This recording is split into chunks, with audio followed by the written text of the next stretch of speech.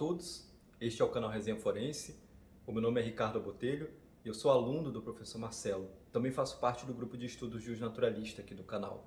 O professor Marcelo ele foi uma espécie de orientador informal na pesquisa que resultou no meu trabalho de conclusão de curso. Uma vez que eu concluí a pesquisa, ele gentilmente me convidou para compartilhá-la de uma forma mais simples com vocês, compartilhar o desenvolvimento e o resultado dessa pesquisa que teve como objeto o federalismo brasileiro. Mas antes de entrarmos no assunto propriamente dito, eu preciso estabelecer algumas ideias iniciais e fazer algumas observações. A primeira delas é que, embora a abordagem seja mais simples, algumas posturas acadêmicas a gente não pode deixar de lado. É exemplo da metodologia empregada na pesquisa, né? Mas especialmente em relação à bibliografia, às fontes, até porque revelar as fontes, mais que uma postura acadêmica, revela uma postura de boa-fé, de honestidade intelectual, uma vez que eu deixo transparente para vocês a origem, a fonte dessas ideias que vocês estão recebendo. A outra observação é que o intuito dessa série de vídeos, e eu prevejo 4 ou 5 vídeos a respeito desse tema, definitivamente não é esgotá-lo. E diga-se de passagem, mesmo que a gente dedique aí alguns anos para esse tema, a gente não conseguiria fazê-lo. Então nós temos 2 objetivos principais. O primeiro deles é introduzi-los nesse assunto, e o segundo é, uma vez introduzidos, causar ou provocar uma reflexão a respeito desse tema. Porque eu acredito que não precisamos de um aprofundamento, de um recorte epistemológico para constatar que o Brasil, que o federalismo experimentado aqui, é diametralmente oposto ao federalismo experimentado nos Estados Unidos da América. Aliás, a comparação entre esses 2 modelos ela é necessária e pertinente, por 2 razões. A primeira razão ela se sustenta por si, que é o quê? Os positivistas que derrubaram a monarquia, deram um golpe da república, eles lançaram os olhos para aquele modelo de Estado e copiaram quase ipsis literis para cá. Portanto, para quem quer tratar de federalismo brasileiro, necessariamente precisa tratar sobre a formação do federalismo americano. A segunda razão é por conta das características semelhantes que nós temos. A gente está no mesmo continente, nós temos aí relativamente uma semelhante extensão territorial, um semelhante volume populacional. Portanto, além de uma comparação necessária, é uma comparação pertinente. Dito isso, 2 ideias eles sempre estiveram na ordem do dia. A primeira delas é o que é o federalismo. Existe uma teoria geral de federalismo, há um conceito universal do qual a partir dele eu consiga extrair características próprias de alguns modelos de federação. E a segunda questão, ela surge a partir da constatação que se faz da grande finalidade do federalismo, que é a descentralização. E aí, uma vez que o grande objetivo é a descentralização, por que o Brasil federalista ele é tão centralizado? E essas 2 questões elas resultaram nessa pesquisa que eu intitulei de A Fisiologia do Federalismo Brasileiro, Precedentes e Contexto da Forma de Estado do Checks Without Balances. Vejam só que o título ele é bem explicativo. Uma análise fisiológica, por quê? Porque além de fazermos a descrição dos elementos que circundam, que orbitam o Estado brasileiro, a gente também analisa as relações que eles têm uns com os outros. Precedentes e contexto. Ora, para termos uma contextualização adequada, a gente precisa olhar para trás. A gente precisa olhar para trás não só para aprender com os erros das gerações anteriores, mas conservar os acertos também. Portanto, essas remissões são necessárias. Mas a contextualização, além dessa razão que eu acabei de expor, também tem uma questão prática. Imaginem o seguinte, quando eu falo sobre Estado, o conceito de Estado a que eu vou me referir em 90% dos vídeos aqui, definitivamente não tem o mesmo significado para o grego que vivia na polis, ou para a sociedade tradicional europeia. O conceito de Estado, novamente, embora a gente faça remissões a esses períodos, inclusive utilizemos aí autores desse período, né? A gente precisa que determinados conceitos sejam analisados no seu contexto, e Estado é um deles. O Estado a que eu faço menção aqui é um Estado próximo ao weberiano, aquele Estado altamente normatizado, burocrático, com controle rígido de processos, embora a gente saiba que a administração ela diga que a gente esteja vivendo um modelo gerencial, né? mas fato é que a gente convive ainda diariamente com essa burocracia excessiva. E a parte final, forma de estado do checks without balances. É um nítido trocadilho com checks and balances, que foi traduzido para cá como freios e contrapesos. Qual é a ideia do freios e contrapesos? Ora, a regra é clara, a gente tem uma equidistância entre os poderes. O que é essa equidistância? Cada poder mantém um distanciamento respeitoso um com o outro, mas se por qualquer razão, qualquer desses poderes inobservem esse distanciamento necessário e passe, por exemplo, a usurpar a competência alheia, os outros poderes possuem mecanismos, sejam esses mecanismos jurídicos, políticos, econômicos, para frear esses avanços. A lógica do checks without balances inverte isso. É a remoção dessa força de resistência, seja pela sua completa ineficácia ou inexistência. E são vários os fatores que corroboram com isso. Observem, por exemplo, o curso histórico do Brasil. Especialmente depois da derrubada da monarquia, a gente passou a viver, basicamente, num ciclo de instabilidade institucional que levam a rupturas políticas. Essas rupturas elas são seguidas de centralizações nesse ente federal que dá unidade ao Estado brasileiro. Por isso, parafraseando aí um grande advogado chamado Borges Medeiros, a Brasília passou a monopolizar a vida nacional. Então, essa é a ideia inicial, tá bom?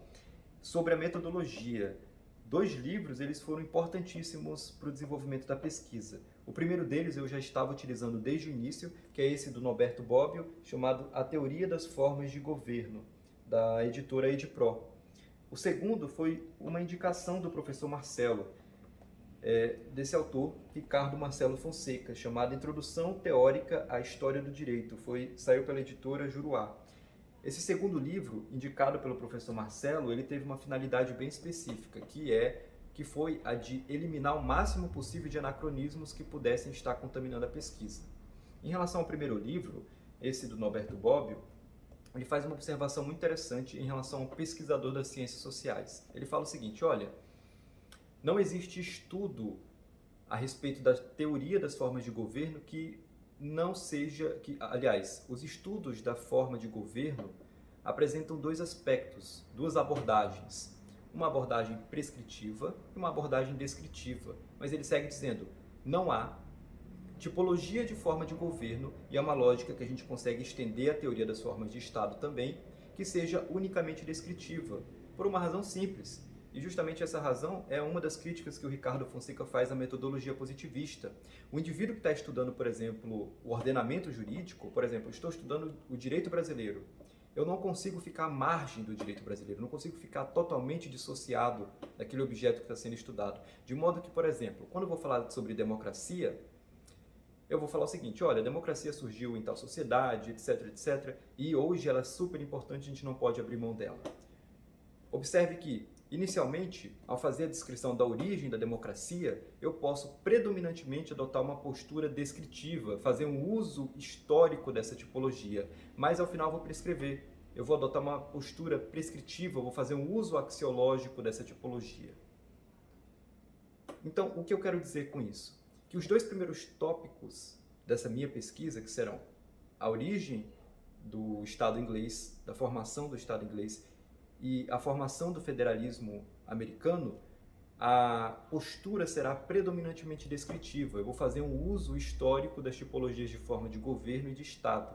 Mas, perdão, a partir do momento que entramos no tópico da formação do federalismo brasileiro, a postura adotada será predominantemente prescritiva. Eu vou fazer um uso axiológico dessas tipologias, eu realmente vou valorar qual forma de governo e de Estado, por exemplo, melhor se relacionam um com o outro. Certo? Então tenham isso em mente.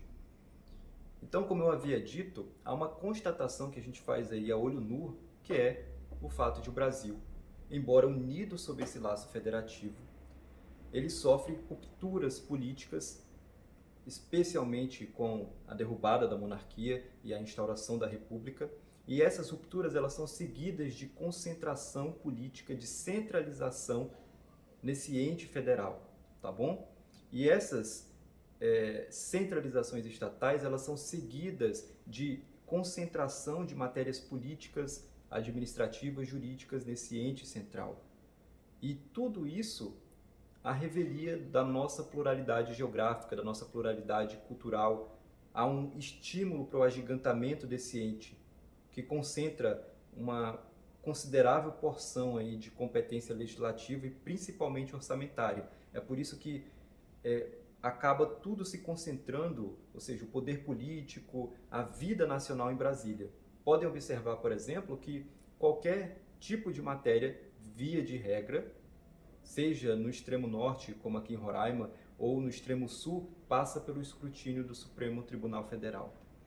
E é evidente a irritação que isso causa no tecido social. Nós experimentamos aí uma insegurança jurídica, uma desarmonia entre os órgãos que compõem o Estado, as instituições intermediárias, e aqui com instituições intermediárias eu me refiro, eu emprego o mesmo sentido que Alexis de Tocqueville utiliza, que é o seguinte: as instituições intermediárias, antigamente, por exemplo, as igrejas, as associações de bairro, que são associações altamente orgânicas, naturais, elas antes faziam a mediação, ficavam no meio ali da relação entre o indivíduo e o Estado.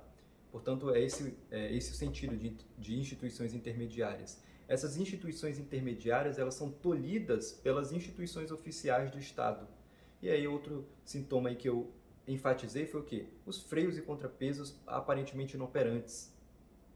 Mas todos esses sintomas, eles precisam ser analisados sob uma máxima dita pelo grande Joaquim Nabuco. Vocês podem encontrar esse discurso na internet, foi um discurso onde, vejam só, ele fez a defesa de uma monarquia federativa na Câmara dos Deputados. Eu peguei dessa edição da Companhia das Letras Essencial Joaquim Nabuco. Especificamente para quem tem essa edição, né, na página 218, ele faz a seguinte afirmação, abro aspas: sem a federação não existe democracia real. A nação pode ter um caráter representativo desde que de toda parte são enviados homens a um parlamento que delibera para todo o país, mas não tem a realidade de governo próprio. Sacrifica-se o que é perpétuo ao que é provisório. Fecho aspas. A gente vai compreender, espero, no final dessa série de vídeos, o que e o porquê ele disse isso. Além disso, vejam só que nessa parte final, quando ele fala sacrifica-se o que é perpétuo ao que é provisório, ele enfatiza uma longevidade a esse elemento de Estado, porque a federação é um elemento longevo. Uma vez que ela dá forma ao Estado, é sobre ela que essas demandas sociais, essas sim que variam de época a época, se desenvolve. É ela, essa base, que suporta as movimentações dos diversos grupos sociais que coexistem numa nação. É por isso que a estabilidade dela é importante, para que em momentos sensíveis a gente não caia no extremo de um Estado tirano, autoritário, ou em outro extremo, que é a ausência completa de Estado. Por isso que talvez a gente chegue à conclusão de que o federalismo ele é uma virtude pública, porque ele realmente ele realmente representa ali o meio termo entre esses dois extremos. Mas não pensem que eu estou defendendo aqui a ideia de um federalismo eterno. Até porque, se vocês acompanham o grupo de estudos justnaturalista, devem saber que a maioria, se não todos ali, compartilham da mesma ideia de que a única coisa eterna é a verdade do Senhor. O resto é vaidade de vaidade. Então, só retomando a ideia inicial, o que nós temos aqui é o seguinte: os fundadores da República Brasileira, de certo modo, ao causar uma ruptura com a situação anterior, com a monarquia, eles lançam os olhos completamente para o modelo de Estado americano, que, diga-se de passagem, conseguiu aí enlaçar um considerável número de membros de forma harmônica num vasto território e passa a nele se inspirar. É por isso que a gente vai passar pela formação dos Estados Unidos da América, daquele federalismo.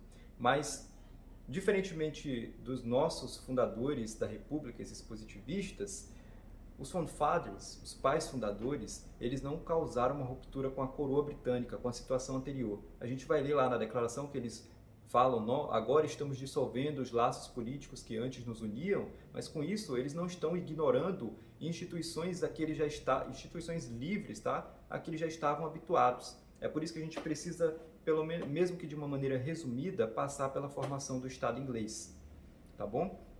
Então, a ordem fica: formação do Estado inglês, posteriormente, formação do federalismo norte-americano, aí sim nós vamos aprofundar verdadeiramente, e posteriormente vamos entrar na formação do federalismo brasileiro.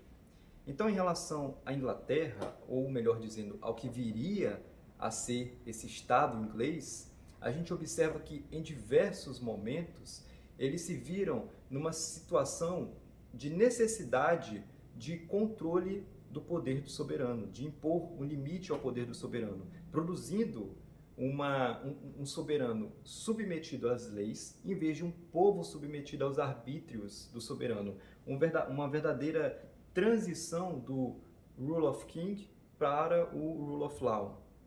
Inclusive, o Rule of Law ele foi traduzido para cá como Estado de Direito ou Império das Leis, conforme vocês prefiram utilizar, né? Em relação a esse tema, tem um autor que é um clássico. Inclusive, obviamente que ele não foi o responsável por cunhar esse termo, mas ele foi responsável por transformar em princípio o Rule of Law, que é o Albert van Dissey. O Dissey, ele escreveu uma obra que é um clássico do direito inglês, infelizmente não tem uma tradução para o português, mas eu vou deixar o livro, porque tem disponível o PDF, na descrição desse vídeo. O título do livro ele pode ser traduzido como Introdução ao Estudo do Direito, ou melhor dizendo, Introdução ao Estudo da Norma Constitucional. E ele fala basicamente o seguinte: olha, o Rule of Law ele tem três desdobramentos lógicos. O primeiro é que o soberano ele não tem poder arbitrário. O segundo é que a lei é igual para todos. E o terceiro é que a Constituição ela é um produto e não origem e não uma fonte dos direitos e garantias individuais. Ou seja, eu não passo a ter direito à vida a partir da promulgação da Constituição. Na verdade, esse bem é garantido a mim por leis que definitivamente não foram convencionadas ou escritas por homens. Vocês observem que o primeiro desdobramento lógico ele quebra com aquela doutrina de que o soberano, de que o rei ele é fonte de todas as coisas. E quando eu falo fonte de todas as coisas, eu não me refiro somente à lei, mas à própria administração da vida. O segundo desdobramento lógico aponta para o fato evidente de que a igualdade ela reside na lei e não nas pessoas.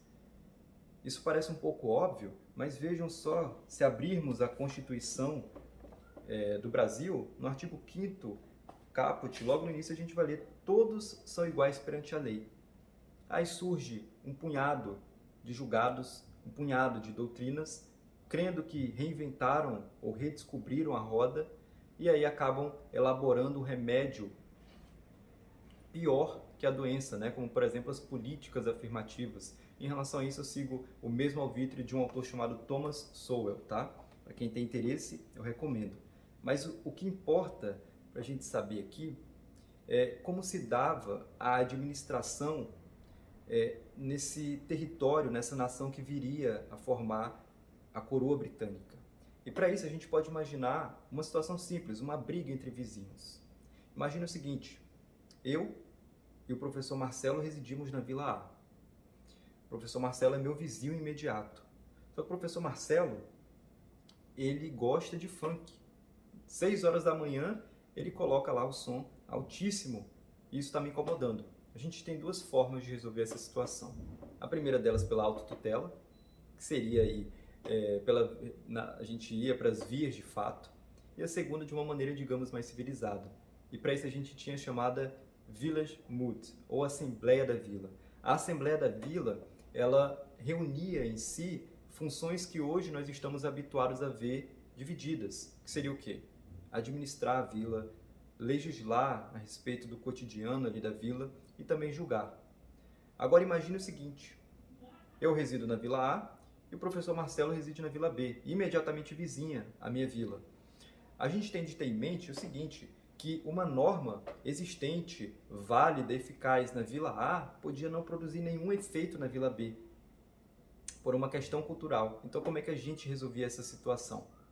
E aí existia a figura da Hundred Mood, que reunia as vilas pertencentes ao mesmo condado. Em relação a ela, eu faço uma leitura rápida aqui dessa obra História da Inglaterra, da invasão de Júlio César à Revolução de 1688, do David Hume. O David Hume ele fala o seguinte a respeito da Hundred Mood. Para quem tem essa edição, na página 44, abro aspas. A administração da justiça, em particular pelas cortes do decennário do 100, e aqui a Hundred Mood, ou do condado, era apropriada para a defesa da liberdade geral e para a restrição do poder dos nobres. Fecho aspas. Agora vamos deixar a situação um pouco mais complexa. A gente viu o seguinte, numa mesma vila, Village Mood. Em vilas distintas pertencentes ao mesmo condado, Hundred Mood, ou 100.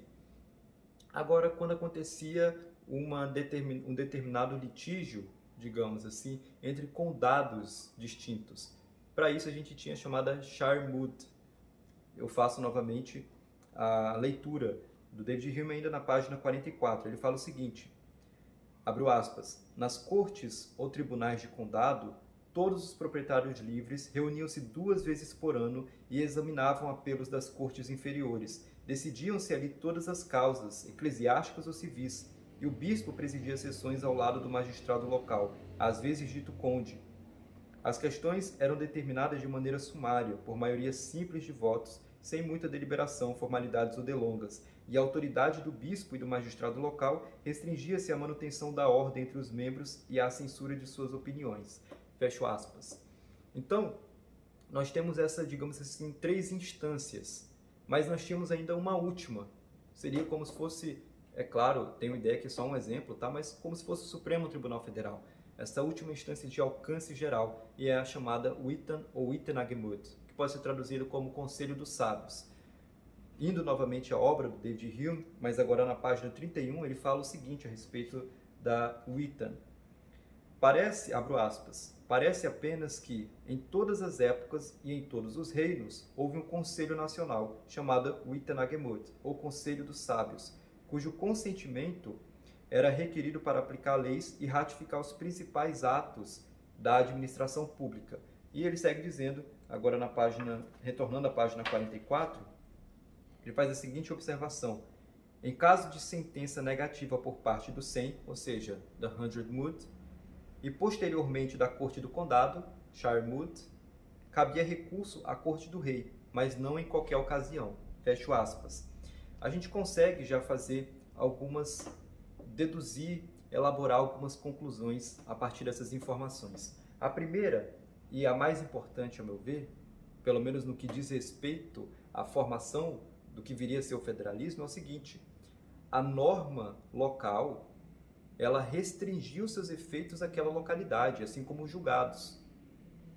Então, uma vila imediatamente vizinha poderia ter outra realidade normativa.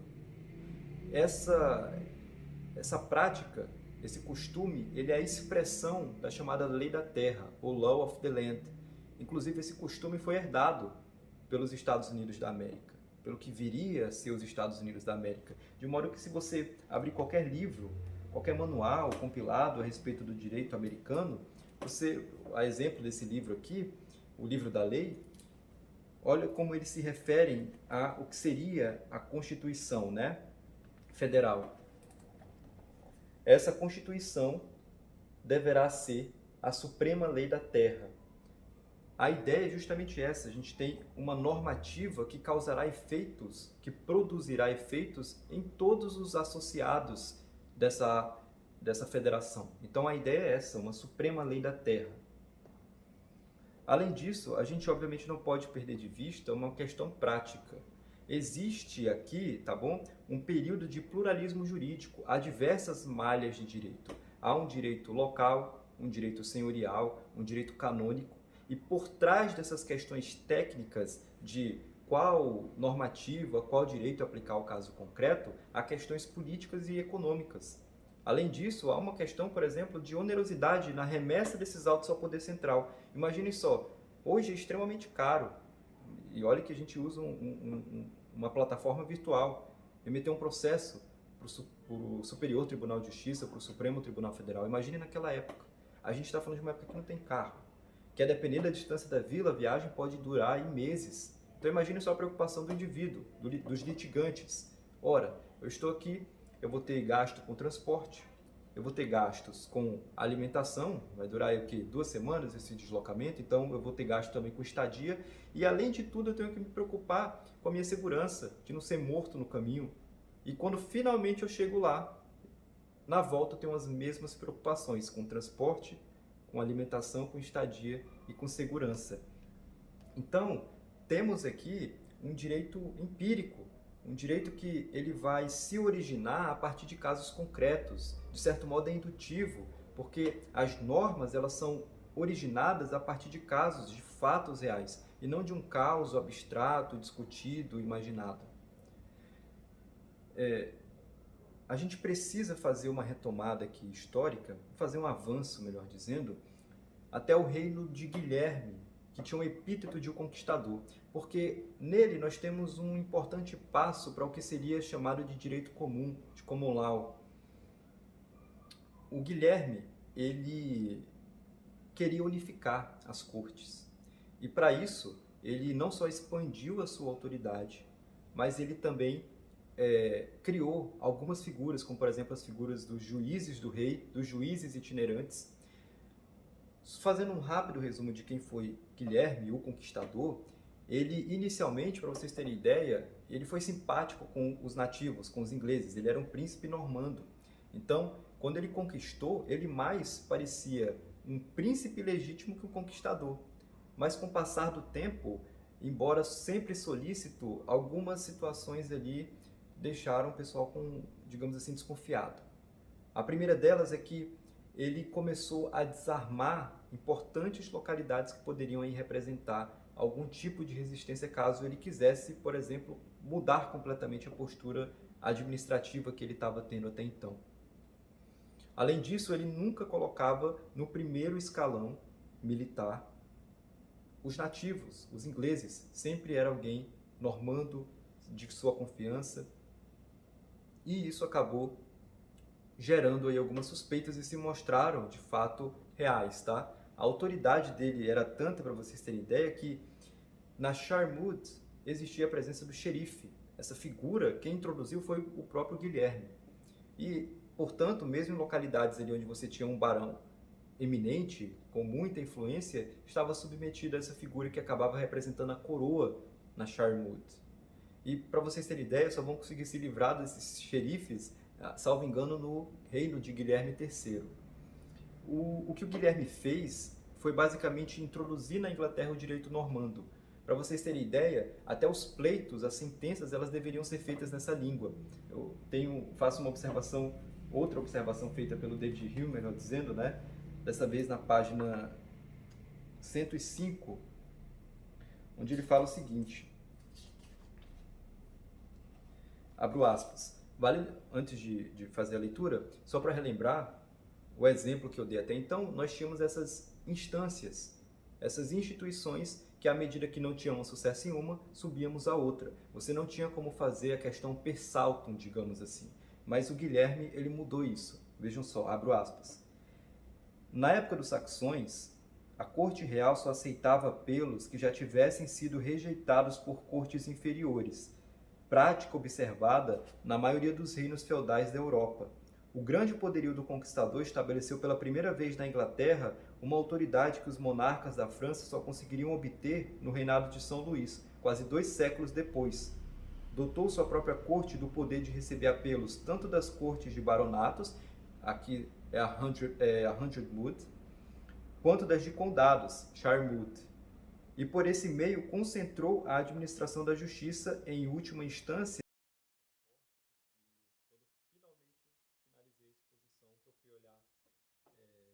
A gravação tinha parado de gravar no momento em que eu fazia uma citação do David Hume. Eu estava falando sobre o Guilherme, o Conquistador. Então, eu vou retomar de onde eu parei, vai ter um pequeno corte no vídeo, mas acredito que nada que atrapalhe, né, o entendimento, a compreensão a respeito do tema.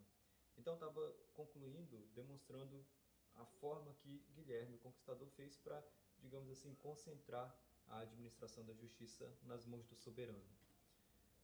mas a gente precisa ter em mente o seguinte: embora façamos a eleição de determinados indivíduos para demonstrar como que o direito comum foi construído, não é possível a gente apontar e falar, olha, esse aqui é o responsável. É, é um processo histórico real. De modo que, mesmo no início, quando vamos analisar, vamos voltar lá para as invasões daquelas várias tribos germânicas que se propagavam pelo território europeu e os seus vários direitos, esses vários direitos eles foram compilados em codificações que se assemelhavam ali às codificações do Império Romano, as codificações romanas. Inclusive, vocês podem pesquisar pelas leis dos bárbaros, né? Essas compilações ficaram conhecidas assim. Aliás, o professor Milton, ele faz uma rápida menção a isso no nosso encontro do grupo em um dos nossos encontros do grupo Justo Naturalista, e inclusive ele indica várias bibliografias a respeito desse tema para quem quiser aprofundar e ter interesse. Mas fato é que, inevitavelmente, se construiria ali uma identidade nacional. E, portanto, em determinado momento eles teriam aspectos comuns. Portanto, chegamos obviamente, existe essas diversas malhas de direito, mas em determinado momento ocorrerá a unificação dessas várias jurisprudências, porque teremos ali um direito tendencialmente, ou melhor dizendo, que tende à unificação, tá bom? E, inclusive, em relação a isso, é uma observação muito interessante feita por esse autor conhecido, chamado Antônio Manuel Espanha, nesse livro Cultura Jurídica Europeia, que foi editado pela Almedina. Ele fala o seguinte, na página 115, abro aspas, embora esta ideia de uma comunidade do direito na área do centro-ocidental da Europa seja correta, essa que eu faço menção, tem de se precisar duas coisas. A primeira é que esta unificação, portanto, essa tendência à unidade, diz respeito fundamentalmente ao direito dos círculos da cultura jurídica universitária, que está em formação, esbatendo-se à medida que vamos abandonando esses círculos em direito a culturas jurídicas leigas e populares. E com culturas jurídicas leigas e populares, está se referindo às coloniais, de fronteira, às indígenas, inclusive. A segunda precisão é a de que unidade não significa, neste contexto, homogeneidade, pois mesmo neste nível de alta cultura, a ideia de um direito comum compatibilizava-se com o reconhecimento de particularidades jurídicas regionais, as quais eram tidas em conta no edifício de ius commune. Tendo isso em vista, não é difícil pensar como é natural que se exista duas realidades distintas, por exemplo, nos Estados Unidos, é tão impensável para a gente. Porque isso aqui é uma coisa que é herdada pelos peregrinos que foram, que formaram aquelas 13 colônias nos Estados Unidos. Estas especificidades resultavam de vários fatores, ou da existência por toda a Europa dessas extensas áreas sociais em que o direito culto não entrava, vigorando aí direitos populares no âmbito espacial mais ou menos vasto, ou do direito dos príncipes e senhores de estabelecerem nos seus estados um direito próprio. A própria Igreja conhecia estas tendências para opor ao direito eclesiástico de toda a Igreja direitos particulares de comunidades eclesiásticas particulares, como as igrejas provinciais, as dioceses, as ordens religiosas, as confraternizações de fiéis, as paróquias, etc. Fecho aspas. E com o estabelecimento dos antigos saxões, especialmente após a dissolução da heptarquia, a gente tem uma desigualdade na distribuição de posses. Digamos assim que o poder acaba tendendo mais para a aristocracia. Mas até essa época aqui, a gente está falando de um período onde há uma compensação de forças. Mesmo com a conquista normanda, há uma compensação de forças. E isso é extremamente importante. Eu faço novamente uma citação ao David Hume em relação a isso, na página 129, onde ele fala o seguinte, abro aspas, a conquista normanda deu mais autoridade para o soberano, que, no entanto, concedeu poder considerável às demais ordens, menos por artigos gerais da Constituição, que era incurada e irregular, que pelo poder independente desfrutado por cada barão em seu respectivo distrito ou província, fecho aspas.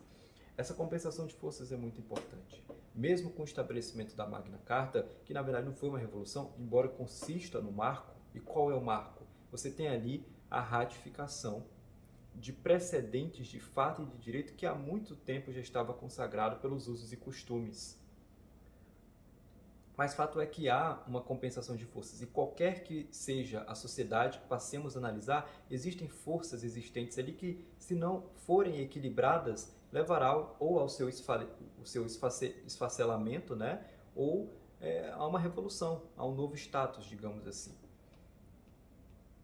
Mas nós observamos aqui que há uma relativa evolução jurídica, mas a gente não pode esquecer que há uma realidade também política e econômica.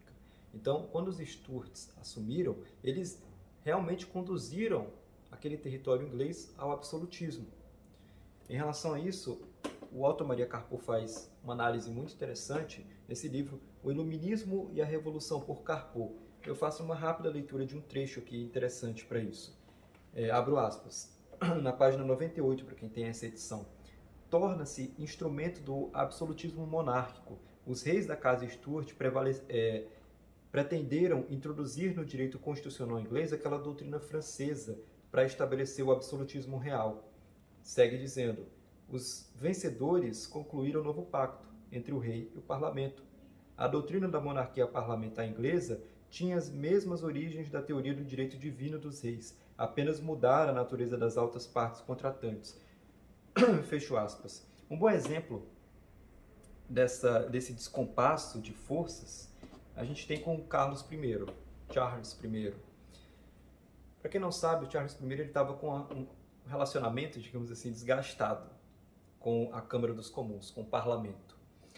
De modo que em 1640 ele emitiu uma declaração tentando convencer os súditos da premente necessidade de dissolver a Câmara dos Comuns. E ele se queixava do seguinte, eu separei algumas queixas que ele fazia aqui. Olha, censuravam a administração dele, intrometiam-se na sua autoridade, discutiam as minúcias da administração pública, e ele chega a afirmar, olha, inclusive estão barganhando diretamente comigo, parece que eles não podem me dar nada, a não ser que eu pague, seja através de no suprimento de uma receita, seja através do abandono de uma prerrogativa real, seja com a redução ou mesmo corte de uma despesa permanente da coroa. Mas a gente não pode esquecer o seguinte, embora isso esteja acontecendo, o Carlos I ele é muito famoso por fazer o seguinte, ele inclui proclamações nas leis como se fosse ato do parlamento. Um ótimo exemplo que eu gosto de citar é o ship money. O ship money ele era um imposto naval, um tributo naval cobrado ali nas cidades costeiras para a manutenção da marinha britânica. E a gente sabe que a Magna Carta ela veda a instituição de novo tributo a menos que passe pela deliberação do parlamento. E ele pensa o seguinte, olha, eu não vou instituir um novo tributo, eu vou expandir a base territorial de incidência desse tributo já existente e cobrar de todo mundo. E assim ele ordenou que os xerifes o fizessem. E aí há um eminente nobre parlamentar também, chamado Joe Hampden, e ele se opõe a isso e é condenado por isso. Mas inclusive ele faz parte daquele grupo dos 5, The Five Members, que quase foram presos pelo Carlos I quando ele invade a Câmara dos Comuns com uma guarda armada, né? Mas eles já não estão mais lá, fugiram, etc. E como que a Câmara dos Comuns responde a isso? Olha só a desmedida, né? Eles não apenas controlam o poder, como em determinado momento estão quase que substituindo, suprimindo esse poder real. Então vejam algumas das medidas que eles adotam. Está na página 309 dessa edição, só um momento.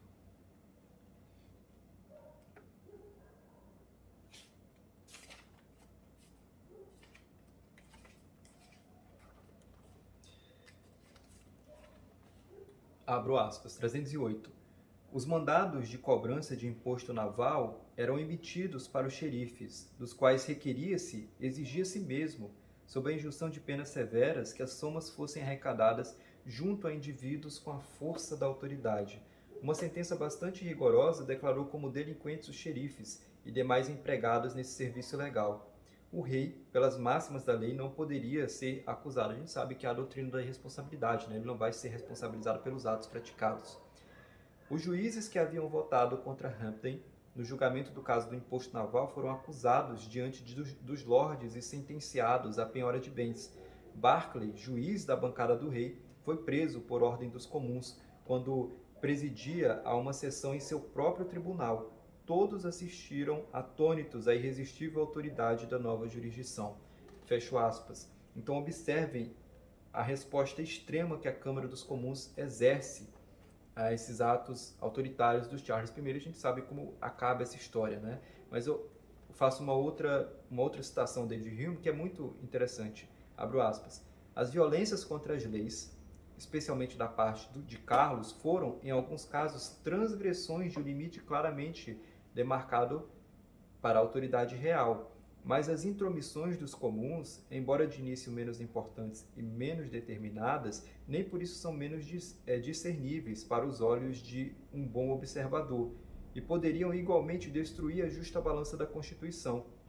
Do choque dessas pretensões opostas, aliado à controvérsia religiosa, surgiram as facções, convulsões e desordem que marcam o período. Fecho aspas. Já era notório que alguma revolução a nível constitucional estava ocorrendo. Porque, observem bem, o Carlos I, ele começou a se preocupar com a indicação dos ministros, as indicações que ele fazia, que ele fazia dos ministros, né? Ele passou a se preocupar se esse ministro tinha alguma popularidade com os súditos, se ele se compatibilizava com os interesses do parlamento.